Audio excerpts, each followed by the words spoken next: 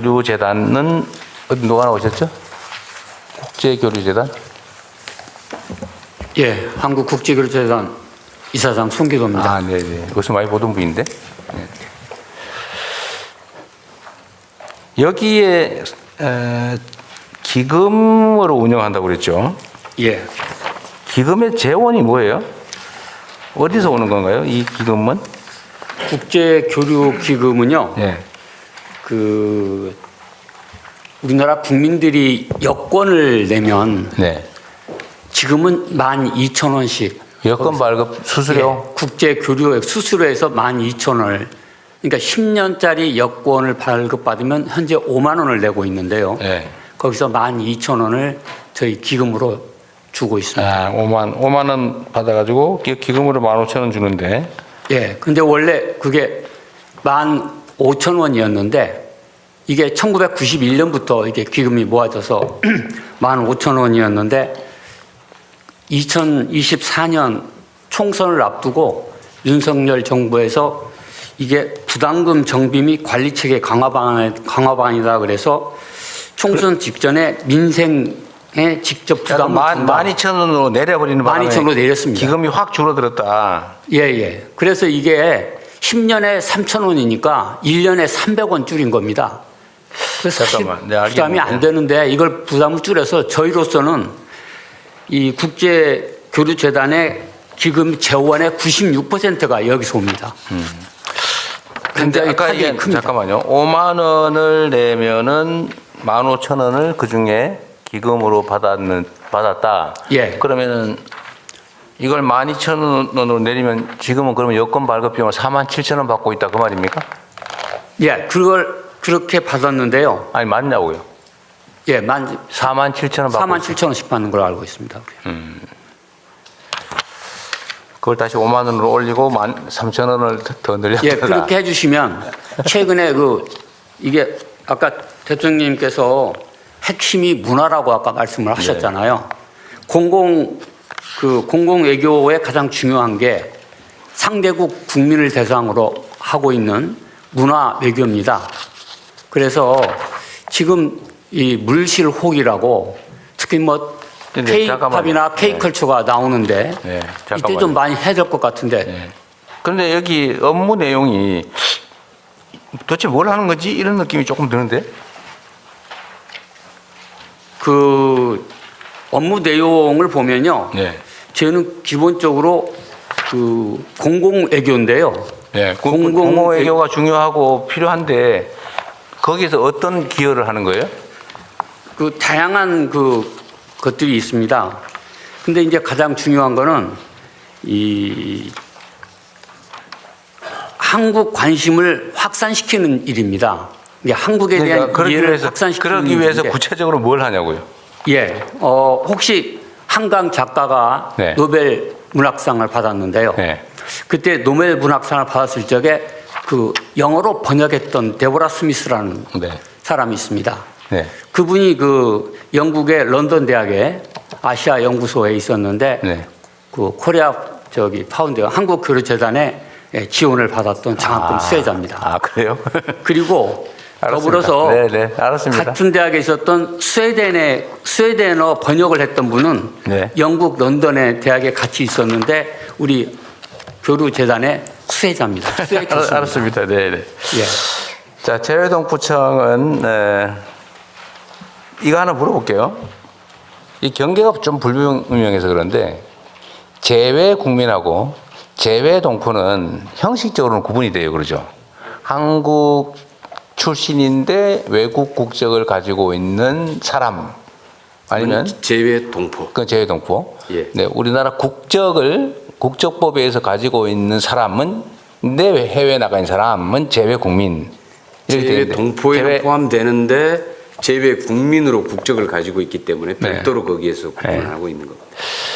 재외국민. 일시적으로 해외에 나가서 몇 달, 몇 년인 사람은 재외국민 아니에요? 대체로 90일 이상 체류했을 때. 90일 이상을 기준으로 합니까? 예. 네, 그렇게 기준이 있다고 치고요. 자, 전에 국무회의에서도 얘기를 한번 했는데, 동포 또는 재외국민을 소재 국가별로 차별하는 느낌이 좀 들 때가 있거든요. 예를 들면 중국 동포, 재미 동포, 제일 동포 똑같이 취급합니까? 어때요, 실제로? 조금씩 다른 조건들이 있습니다. 있죠. 예. 그렇게 하면 안 되는 거 아닌가요? 그런데 이제 그 지역에 따라서 가령 고려인이나 중국 동포들 같은 경우에 조금 더 그러니까 여기에 국내에 들어오는 목적이나 때로는 그 역사적 특수성들이 있기 때문에 조금 좀 다를 수는 있는데요. 일반적으로 좀 여기에서 이제 가지고 있는 느낌이 차별을 하는 그러니까 느낌만이 아니고 느낌이 거기에 더 불리하게 하는 차별이라기보다는 좀 더 어려운 동포들에 대한 좀 다른 지원들이 특별한 지원들이 있는 경우들이 있죠. 예를 들면 국적을 회복하거나 예. 아니면 국내 취업을 하거나 비자를 받거나 뭐 할 때 진짜 동등하게 취급해요. 좀 동등하게. 지금은 예전에는 이제 H2 비자라고 그래서 우리 아니 동포- 예. 결론만 얘기해 보세요. 예. 막 복잡하게 얘기하면 잘 못 알아들으니까 정말로 모든 영역에서 공평하게 대우합니까? 아직까지 비자나 이런 부분에 있어서는 거의 공평한 기준을 적용하고 있다고 보는데요. 한번 혹시 그런 좀 국적 회복에 있어서도 동등한 기회를 줍니까? 예를 들면 제1교포 문제라든지 재미 동포들. 근데 지금 예를 들면 저기 중국 쪽에 있는 조선족. 그 조선족의 경계가 또 뭔지는 저도 잘 모르겠어요. 대체 이게 언제 간 사람은 조선족이고 언제 간 사람은 중국 동포예요? 그 경계는 뭡니까? 일단 그 조선 그게 그 언제 갔느냐의 시기에 따라서 다른 거예요. 그러니까 그 시기가 뭐 그 경계도 불분명하더라고요. 대체로 이제 뭐 제중동포 또는 조선족을 같은 뜻으로 사용을 하기도 하는데요. 근데 예를 들면 일제 시대 때 간 사람이 많잖아요. 물론 일제 시대 이전에 간 사람도 많죠. 예. 일제 시대 때 간 사람. 그런데 그 중에서 조선 호적을 그러니까 한국 호적을 가지고 있는 사람들이 있죠. 그렇습니다. 아니면 아버지, 할아버지가 조선 호적을 가지고 있는 사람. 한국 국적을 과거에 가지고 있거나 사람의 호적이 자녀들. 예. 그 사람들은 한국 사람이에요?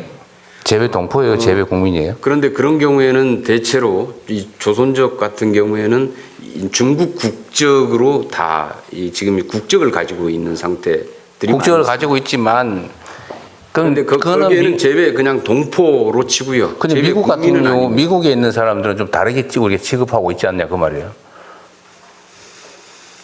그건 우리는 보통 그런 경우는 미국 같은 경우 이중 국적이라고 표현하지 않아요. 아버지가 한국 사람이면 자식도 한국 사람인 게 우리 법이잖아요. 예, 그렇습니다. 그럼 할아버지가 한국 사람이면 손자도 한국 사람 맞죠. 그런데 한국 국적을 등록은 안 했더라도 한국 사람인 건 맞잖아요. 그런 경우에는 국적을 회복할 수 있죠.